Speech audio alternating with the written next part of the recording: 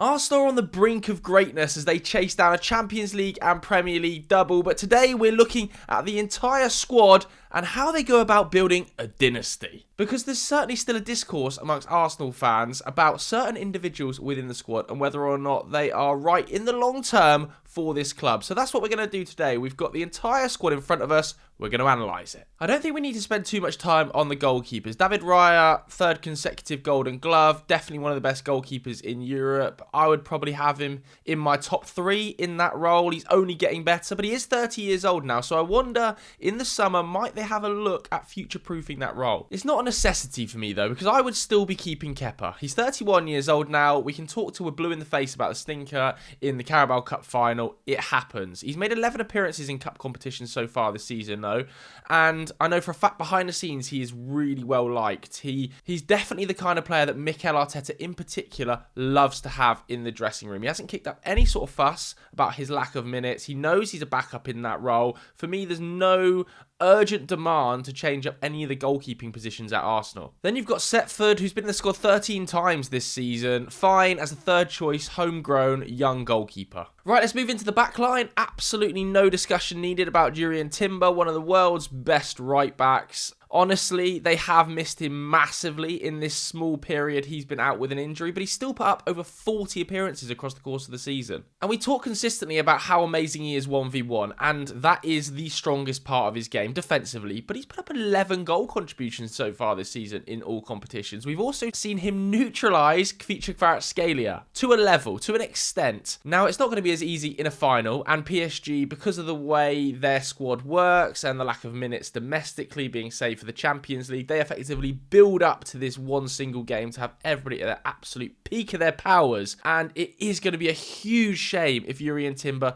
isn't fit and available for that Champions League final to again try and neutralise Lewis-Skelly, who for me right now is maybe the best player in world football. It's going to be a big job for Ben White if he has to do that role. So let's talk about Ben White, shall we? Because this, for me, is the first question mark within the squad, and I think Arsenal fans would probably agree on that. If an offer came in for Ben White, would you be tempted to sell him? I'm really interested to hear Arsenal fans' thoughts. The difficulty is that he is a really able backup. He's featured in 29 games this season. He's got a contract till 2028, so there's no contractual worries. But we maybe haven't seen the absolute best Ben White that we saw a few years ago. We've seen it in little moments, little fleeting spots, particularly that connection with Bukayo Saka in the last couple of games has, been a bit of a throwback at times. Certainly that was the best of Ben White when he was making those overlapping runs and he had that natural connection with Bukayo. But prior to this last 2 or 3 game weeks, I think amongst Arsenal fans especially, there was a slight concern about him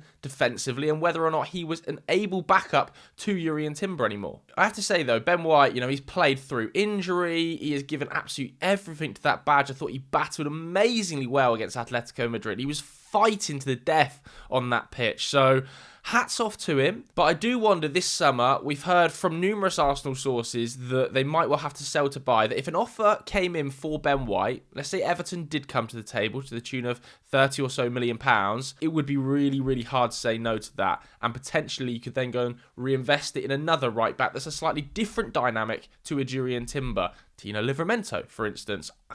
I'm going to say if an offer comes in, I would be tempted. Gabriel and Saliba, again, we don't really need to discuss. Both of these guys going in stay. It's difficult for me to say who I think's had the better season. Saliba is definitely the better passer of a ball. He punches the ball through the lines more effectively, but Gabriel is winning double the amount of aerial duels. The key to their success is that they complement each other. And I think that plays out with some of the statistics you can read about them.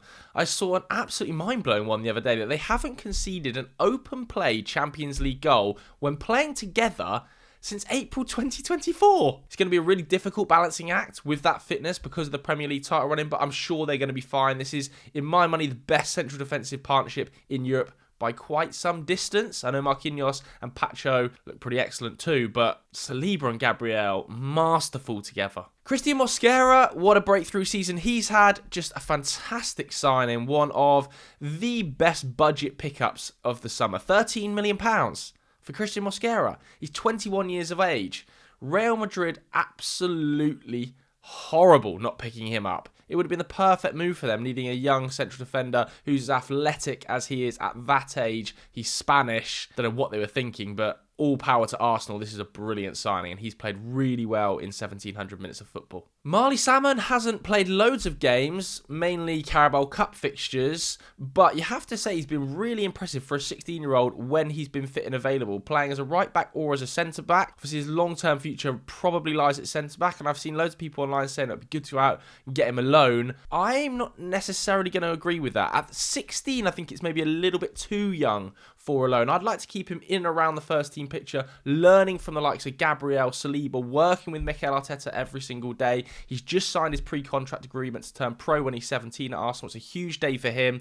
I'm not sure loaning him out right now is as beneficial as just keeping playing with the elite level quality he does in training every day. Jakub Kiwior, obviously he is a go. That loan move was made permanent this week, I believe. 17 million euros with a further 5 million euros in add-ons. He's had a great season for Porto, a Porto side that put up one of the meanest defensive lines in the entirety of Europe. He's made 25 appearances in that team that have conceded 15 goals in 32 games. They're, 7 or 8 points clear at the top of Liga NOS. That league title is wrapped up. He's been really impressive over there, and it's been made permanent. Piero Hincapie, definite stay. April was a great month for Hincapie. He won Arsenal's Player of the Month award, didn't he? This is going to be made permanent. They have the option to do so at 45 million euros from Leverkusen. Obviously, as with pretty much every Arsenal defender, he wins a massive volume of duels, and that has clearly put him to the forefront of Mikel Arteta's thinking. But that shouldn't take away from some of the really astute crossing he's able to do. I mean, look at the ball for Gyokeres' chance against Atletico Madrid. Gyokeres has got to bury that, really, at that level. But it's just an absolute masterful cross. It really is. I think he's been one of the signings of the season across the Premier League,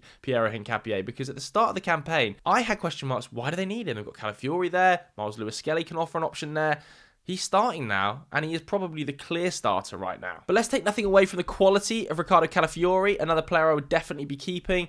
What is great about these two is Calafiori is still only 23 years old, which is quite mind-blowing. He looks about 30, and Hincapie is only 24. So it's a really nice balance. I think Calafiori does offer a little bit more going forward, but he's obviously had his injury problems. He's not quite as robust as Piero Hincapie, but as a yin and yang, is perfect for that left-back slot. Declan Rice, obviously in the stay as well, putting up the most minutes of any outfield player yet again this season. He's just so robust. He's always been so robust. He was playing so many minutes when he was at West Ham. He's doing so again. There are question marks about whether or not he should be made captain. I'm going to come on to address that when we talk about Martin Odegaard, a contender for the Premier League Player of the Season. There is talk about him being in Ballon d'Or contention, if Arsenal win the double and England go deep, maybe.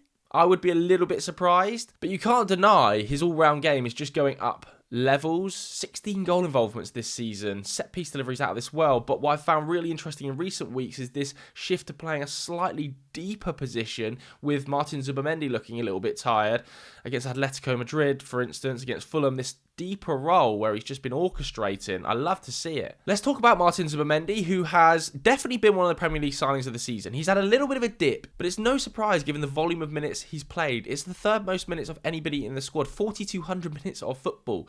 When you take that into account comparatively to his final season at Sociedad, where across all competitions he played 2,400 minutes of football, by the end of this season it's likely he will have played around double. And across the first half of the campaign, he was one of the best midfielders in the league. He's up there amongst the top 8 percentile of European midfielders for defensive duels won, but also in the top 10 percentile for forward passes and progressive pass numbers. He's excellent on the ball. He looks a little bit tired recently, but I love the balance Mikel Arteta has been able to find, bringing Miles Lewis-Skelly into that midfield. I would like to have seen a couple more breaks for Zubimendi earlier in the campaign, give him Christian Norgard a couple more appearances potentially, or Miles Lewis-Skelly in that midfield role. But let's take nothing away from Zubimendi's first campaign at Arsenal. It's been absolutely superb. Has the Christian Norgard deal worked out as expected? Well, I think from Mikel Arteta's perspective, he would say absolutely yes. He's a vital component to the dressing room. He's experienced. He's a leader.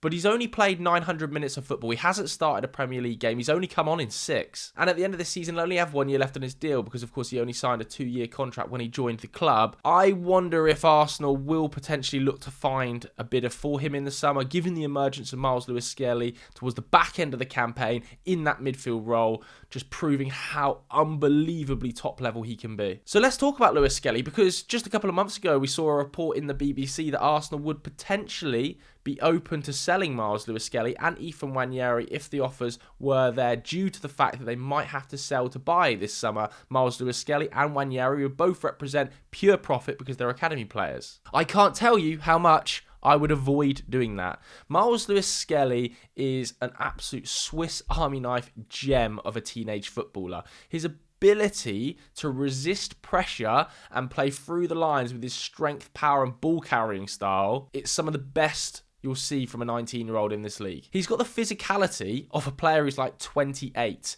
He knocks players off the ball. It's unbelievable. The fact that he can even cover at left back is a huge bonus, but I want to see more minutes from him in that midfield role. Since he's come in there alongside Declan Rice, the energy, the dynamism, the ball carrying, the physicality, it's gone up a notch. And I don't think that should harm Martin Zubimendi, but they should be able to find a better balance than the limited minutes Miles Lewis-Skelly has played this season. Because I think even the most ardent Mikel Arteta supporter would struggle to argue the fact that 3 starts in the Premier League this season is too low for Miles Lewis-Skelly, given the output we saw last season and the technical level he's already shown in those 3 starts. Let's go to Martin Odegaard, and there are big question marks, I think, about Martin Odegaard.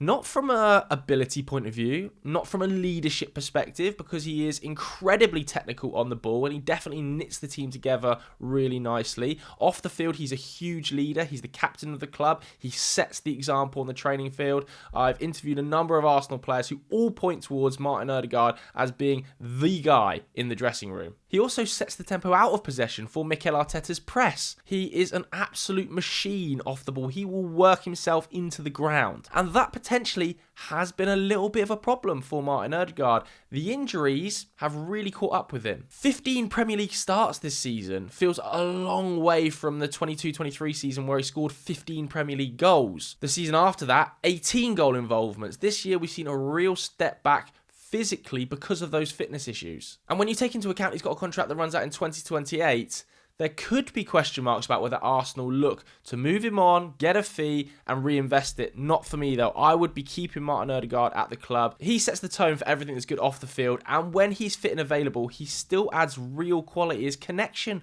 with Bukayo Saka has been lacking because of their injury problems at times, but when they're on the field, you can't deny. You know what you're watching. It goes up tenfold when those two are on the field together. The little pop passes, the touches, they know exactly where each other are. I'd be keeping Odegaard. Obviously, you keep Eze. He has really come to the fore in recent months. Obviously, Crystal Palace fans were talking about April and May Eze being the guy, and he has been the guy over the last couple of months that have got them out of difficult situations with his ability to change games. Strikes from distance, pieces of creative brilliance, driving through gaps to create holes for other players. He scored some vital goals, got some huge assists. He's put up 16 goal involvements this season in his first campaign at Arsenal. And I know there's been question marks about what his best role is, but I don't see that being a massive problem. He's been able to float in the 10, out wide on the left. It's exactly what he was brought in at. If he goes into that Champions League final and produces another moment of brilliance, be that off the bench or from the start, I would probably start him. He would have been worth every single penny. Max Dowman has put up 12 appearances at 16 years of age. He's got a goal, he's got an assist in there. And again, there's some talk. Should he be loaned at Waffle? Don't worry about loaning this kid. This is one of the superstars of English football. Probably the best talent I've seen come through English football since Wayne Rooney. He's so natural on the ball. His ability to just ghost past players that are twice his age is frightening. Yes, they can try and crack into challenges or be too physical for him, but his balance, his know-how at that age is frightening. There's no point loaning him out when next season he could potentially be a starter in this side. Mikel Arteta has had such a difficult time with injury, and I really do feel sorry for him because he's a vital component to the leadership group. He's part of that leadership dynamic at Arsenal. He's massively liked behind the scenes, and he is a go-to player for Mikel Arteta when things are going wrong. He offers a versatile option in midfield or going forward. He's one of the best headerers of a ball in the Premier League and picks up some amazing positions when he has to play in that 9. Now, I don't think he's a 9 naturally, but to have a player like Marino as covering that role, that's like gold dust. He's under contract until 2028, and this rehab process is going to be difficult because the foot fracture he's picked up was not a pretty one, but there's just no doubt we'll keep him. I just think he's such a good player to have as a squad option. Fabio Vieira, he'll go this summer. He's been on loan at Hamburg. I don't see him having a future at the club. Bukayo Saka, thank God we're seeing the best of him again. He has been a game changer in these last 2 or 3 games. Coming back into this side has made such a big difference. His ability to drive at the fullback and then be effective with his final ball. Arsenal have missed it, man. I've missed watching the best of Bukayo Saka, and it's come at a perfect time for England. I almost wonder whether having that little injury, having that break, will be a benefit for him because he's played so many minutes, an eye-watering amount of minutes. And it's not just what he offers you in that final third, the ability to go left or right, just pull the pants down of any fullback, but what he offers you defensively, his out-of-ball work. Watch how hard he works to get back into shape when his side lose the ball. He is a phenomenon. And people will say, oh, you overhype Bukayo Saka, look at his output. Forget about output for a second, just watch the guy. Watch how effective he is in 1v1s, and that output will return when we see him back to full fitness. I'm absolutely convinced about it. Noni Madueke has taken some pelters this season, but he would definitely be in my stay column. His goal and assist output numbers haven't been at the best that he would be hoping for, I'm sure, but he's offered able cover to Bukayo Saka, and that is what was needed for Arsenal because they knew Saka was not going to be able to play 60 games across the course of this season with his fitness record and the volume of minutes he played subsequent to that. So for me, Noni Madueke has had a pretty solid first season. Let's talk about Nwaneri, and this is a bit of a difficult case. He's not having a great time of things on loan at Marseille. Since Habib Bey took over, he's started 1 game for the club. In fact, since he joined Marseille, he's only started 3 Ligue 1 games. And he's been part of a Marseille team that suck right now. They're 7th in Ligue 1. They're having a terrible, terrible time of it.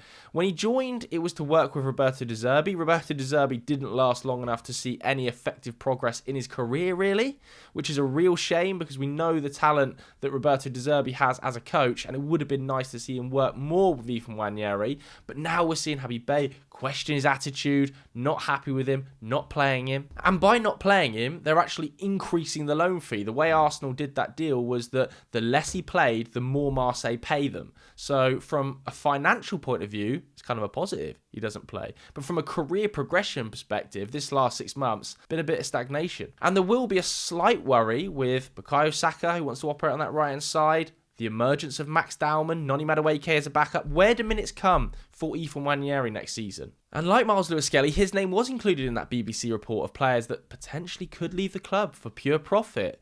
Could an offer come in that would tempt Arsenal? I would be extremely nervous about letting Nwaneri go this summer. He's still only 19. He's still one of the premium talents in English football. Let's not forget 12 months ago when he broke through, we were talking about him being an absolute superstar. The goal against Man City. Are we forgetting all of this level? Maybe this is a player you could find another loan move for. A loan move in England to a more stable club, a more stable situation that you know is going to be a success. For instance, he was being heavily linked with Bournemouth in that January window. That probably would have been a better move than going to Marseille. Now we look at it. But where that club is, I'm not too sure. Another big discussion point is this left wing area. A lot of Arsenal fans I spoke to in the build up to this video were talking about selling both. Sell Trossard, sell Martinelli, invest in a blockbuster left winger. Invest in a player who is going to really improve that left side to a level that could match Bukayo Saka's output on the right. I don't see a world in which you can sell both left wingers. It's too much work to do. You then have to sign a lights out starting left winger and a backup. I'm not sure the logic is quite there when Mikel Arteta has built a squad and an environment that is so settled, that is competing at such an elite level as a unit that you would sell 2 players in one starting role. So which player would you sell? Let me know at home. Would it be Trossard? Would it be Martinelli? Well, interestingly, they've both put up similar numbers. Trossard in 2,600 minutes of football has 16 goal involvements. Martinelli has 17 goal involvements in 2,200 minutes of football. As a yin and yang, it kind of works. That's 34 goal involvements from the left wing in all competitions from those two. And that is a big number. Let's take nothing away. To find a player, a singular player, that contributes 34 goal involvements from that left wing spot is going to cost you an eye-watering amount of money. It's really hard to find a player who would do that. So let's say you tried to balance it again. You then have to find 2 players that can contribute 34 goal involvements if you want to sell both of these guys. Then you have to look at the contractual situations. Well, both of them are under contract till 2027. Martinelli is 24 years old though, and Trossard is 31. So does Martinelli have the higher value on the market? Well, I think he does. And I wonder if that is the option and the play here. You look to get a buyer for Gabby Martinelli because he will have a higher value. He could be coming off the back of a double winning season where he's contributed 17 goal involvements at 24 years of age. He's got just a year left on his contract at the end of this season. So it's kind of the pinch point. You have to look to sell him if you're not going to give him that new deal. And by doing that, you could then potentially add, 30-40 million pounds to a pot to put towards a left winger. But then I would keep Leandro Trossard. He's 31 years old, and I hear people's points that it might well be time to move him on from an age perspective, but he isn't the type of player who's going to kick up a fuss coming off the bench at that age. Could you give him a 1 or a 2 year deal, short term? He's so effective in big moments coming off the bench. He's a real game changer. And I don't feel like his sell-on value would be as high as Martinelli from that age perspective. Into the front three, I think it's fair to say it's probably Gabby Jesus' last season at the club. A really fantastic footballer on his day, but injuries have caught up with Gabby Jesus. Just 600 minutes of football in all competitions. He started 3 Premier League games, and the future of Arsenal's forward line doesn't feel like it is Gabby Jesus right now. That's partly because Kai Havertz is so effective as a number 9. He would still be in my keep column as well. I hear some Arsenal fans arguments about his injury problems, his contractual situation, but what he offers this side, I think, is a really unique profile that's hard to find. He has to get back to fitness, though. He has to prove his fitness across the course of next season. And finally, Victor Gyokeres, obviously a stay. What effective signing he's been. People can talk as much as they want. They can laugh as much as they want at some of his technical ability, but wow, he's effective. 21 goals in all competitions. Against Atletico Madrid, I thought it was masterful. There's nothing wrong with playing that way, being the bully up top.